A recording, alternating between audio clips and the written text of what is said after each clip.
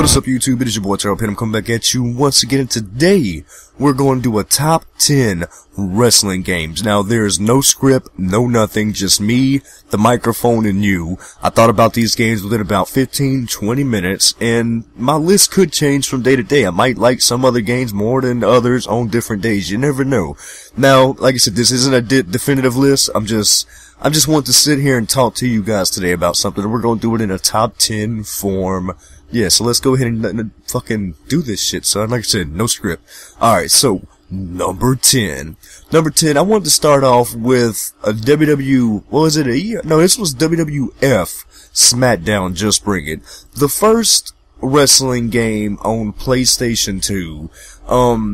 Switching from SmackDown to the disc, like the big jump in graphics, and oh, my cat's got fuck with me right now. The big jump in graphics and everything, like it was so fucking awesome.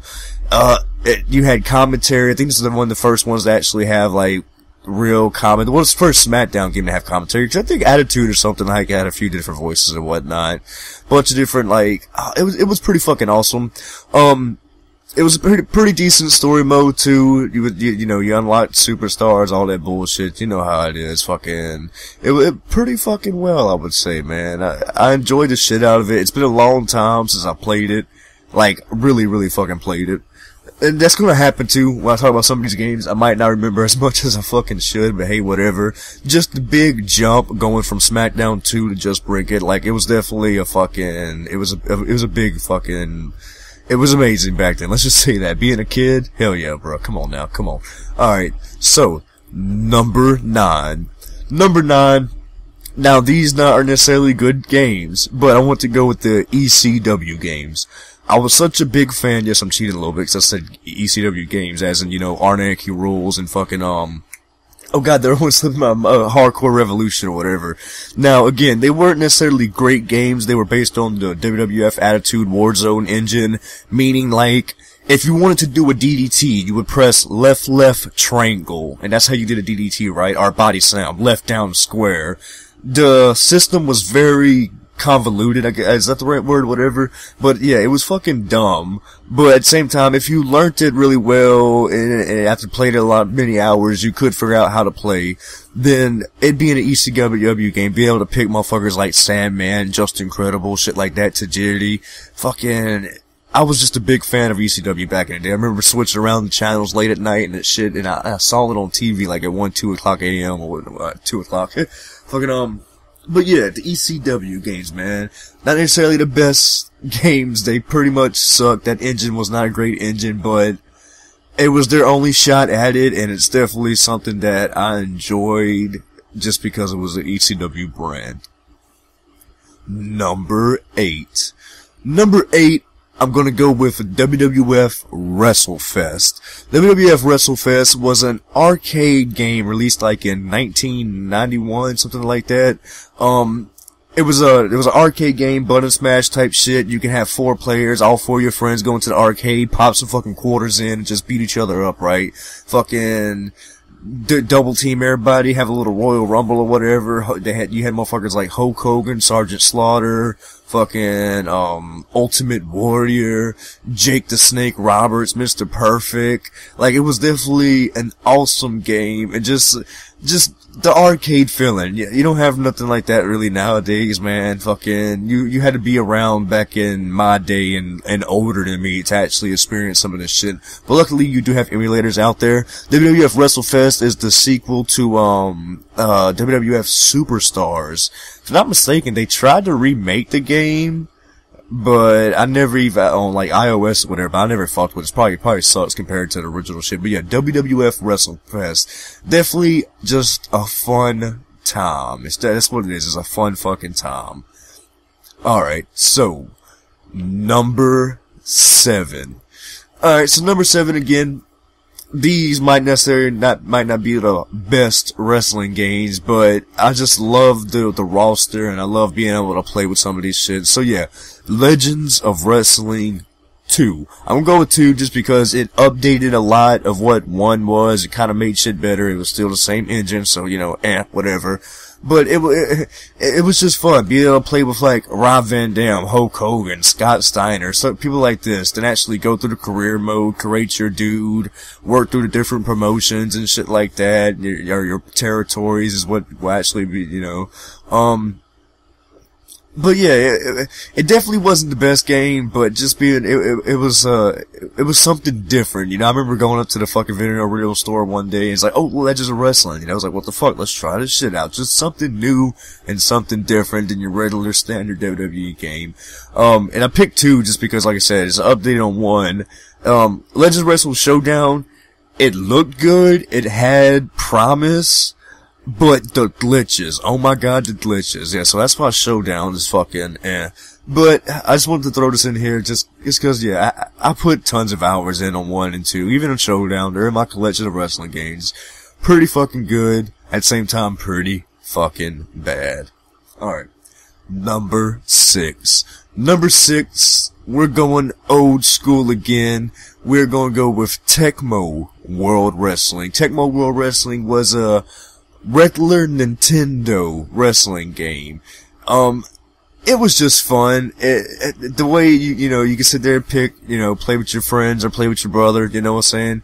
At the bottom of the screen, they had a little announcer, and he would pop up with a speech bubble. It was like, oh, the power driver, blah, blah, blah, blah. But it's actually one of the better wrestling games, I would say, that was on the NES. You had others like WWF WrestleMania and shit like that. All that shit sucked. Like, it definitely wasn't the best. The Japanese version of this game was Genguten Pro Wrestling, whatever. I've played it too. It had a few differences, but yeah, I don't know. It's just fun.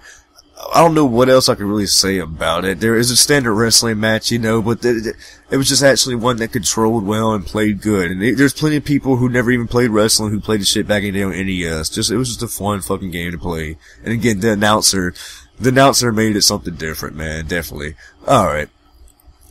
NumberFive. NumberFive, we're going back to regular PlayStation, the game that made me buy PlayStation 1. WWF SmackDown. The first WWF game. These were released, like, in the era of, like, you know, your fucking, right after your 64 games and shit like that, right? So I was big into the 64 games, playing them, and then I went over to my friend's house one day, and he had a PlayStation, and he had SmackDown, and me, him, and his brothers just sat here and played the hell out of this, doing the season mode, fucking, just beating each other up with all the weapons, unlocking all the match types, your cage matches and shit like that. It was definitely a fast, action-paced, arcade-type game. It was just fucking fun. It was fun. It was what made me buy a PlayStation 1. And yeah, just the very fond memories of this game. Very fond memories.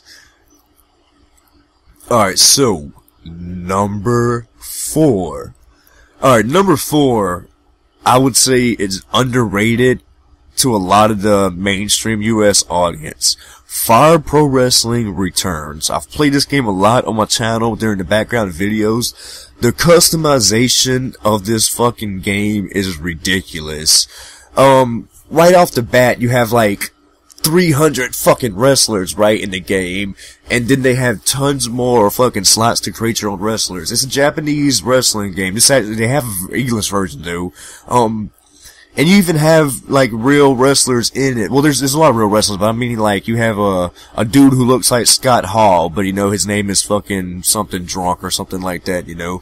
You can create characters, you can create wrestling rings, you can create belts, promotions, referees.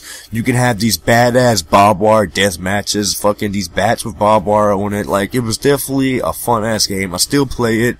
You know, as long as you can get down with the Fire Pro engine, it plays very fucking well. It plays very fucking well, man. I suggest going out, trying it. It's one of my favorite games. I'm still playing it to this day. I actually played that bitch yesterday to have some background video for for video I put up. But yeah, that one, I so wanted to put it at #1 a lot, but like I said, I don't know. It's definitely up there. These last 4 games right here are fucking awesome. And each of them can switch spots at different times of the day just depending on what mood you're in. So yeah, Fire Pro Wrestling returns on PlayStation 2. Number 3. Number 3, we had to go with WWE SmackDown, Here Comes the Pain. I shouldn't even really have to talk about this one much, because it's a game that's talked about a lot. It's probably the best SmackDown, well, one of the best SmackDown games out there, because they switched from SmackDown series later on and went to other shit. But, it was fast paced, it had a lot of it had a good ass roster. You had people like fucking, badass Undertaker, Brock Lesnar, Eddie Guerrero. It was just a very good game, bro. It was very fucking, I don't know. It's awesome. Just fucking awesome. There's no need for me to even say any more about it, man. It's one of the best games, the best rated fucking SmackDown games, like getting 9 and 10s and shit like that, blah blah. Pretty fucking good though. Yeah, I'm not even gonna talk about it. Fucking just go play it, man. Awesome shit, man. Awesome shit. This is what happens when you had no script. Alright. Number 2. And again, more shit that I really don't have to talk about. But we're gonna group these games all up together. WWF No Mercy, WCW Revenge, WWF WrestleMania 2000, WCW NWO World Tour, Virtual Pro Wrestling 2, like the Japanese versions, like all these games we're gonna group them together because basically they're all on the same fucking engine. The WWF No Mercy and Revenge ones, of course, are a little bit upgraded, but they're some of the best wrestling games out there. The grappling system and everything, fucking, just awesome. The way you had your strong and weak grapples, go through your little story mode, get your titles, like No Mercy, playing out a lot of them story modes back then on WWF, doing your, your Triple H and Cactus Jack shit and stuff like that. Awesome fucking games. Being able to create your own character, that's where T-Bone started, was back then in them days, like, WWF WrestleMania 2000 days. So many hours spent just playing with my friends. Lots of friends who even like wrestling still love this fucking game. It's a good game just to play with each other and have a great fucking time. Awesome shit, man. Again, there really isn't much to be said about it just because it's been talked about enough. It's one of them common ones. It's always gonna be on top of everybody's fucking list. So yeah, get that over with. And yeah, y'all motherfuckers like, oh, well, why isn't that number 1? There's a reason. I have a different number 1 for today. Again, this shit can change. But for the moment, let's throw out some honorable mentions. I'm not even gonna talk about them, but games like, Wrestle Kingdom, King of Colosseum, Day of Reckoning. A lot of these games I never got to play enough of. That's why they're not necessarily on the list, but they're still good games from what I did play of them. Let's see, WWF Attitude, why not? I'm a fan of WCW Mayhem and shit like that. Even though they're kind of bad, I still love them. Let's go ahead and fucking give a shout out to Def Jam Fight for New York, even though it's not necessarily a real fighting game. Your Ultimate Muscle fighting games, wrestling games, them things are fucking weird and twisted. Saturday Night Slam Masters, Backyard Wrestling, WrestleMania 18, WrestleMania 19, WrestleMania fucking whatever. WWF Raw. Like, there's plenty of good wrestling games out there. This list can change so easily.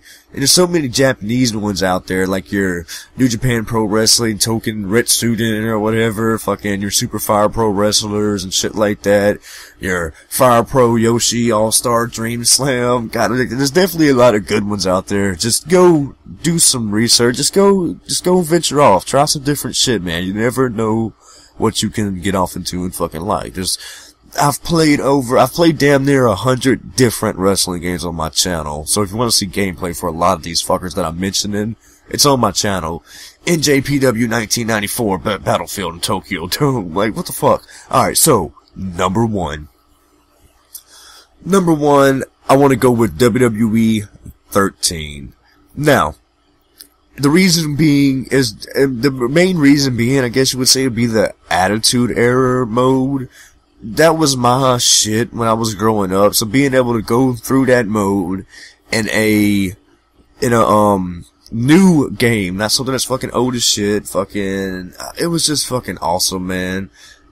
Like, so many hours spent playing WWE 13. It's where a lot of your highlight reel or whatever the fuck you want to call it, like that was still in there. Tons of fucking hours spent just making fucking videos and doing all kind of shit. It was just awesome. There's so many, it was upgraded so much from what I used to play, because I skipped WWE, I know I skipped 12, and I might have skipped 11. So I jumped from, like 2009, 2010, and 13 to start playing it. And it's what started off all this YouTube shit for me. Because, yeah, I didn't really do wrestling on my channel before WWE 13. But, yeah, the creation suite, there was so much awesome shit being created in that game. From wrestlers to these awesome-ass arenas. You'll have, like, these, Tokyo arenas and all kind of shit. Creative Finisher was still in that game, too, wasn't it? Yeah, they just had so much shit that was in that game that was so awesome. Even, they fucked up taking out a lot of this shit, right? A lot of it. It was the last good WWE game, I would say. Cause 14, they went a little bit different. They took out some things. They put, just in that 15, you see where we're at now.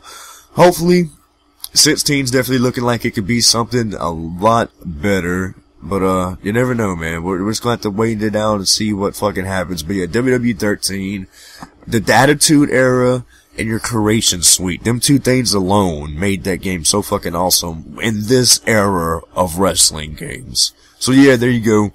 That is my top 10 wrestling games. Again, this is not a definitive list. This list can change from day to day, from hour to hour. You never know what can happen. This is, like I said, no script. This is just me thinking about games for about 10, 15, 20 minutes, some shit like that. And yeah, there you go. Again, as always, hope you guys enjoy this shit, and me, well, I am out this bitch. Later, people. Hello, this is the hardcore legend Mick Foley, and you are tuned into Terrible Pain, one of the coolest wrestling shows on YouTube. Let me put it this way. If you're not watching, we're not friends.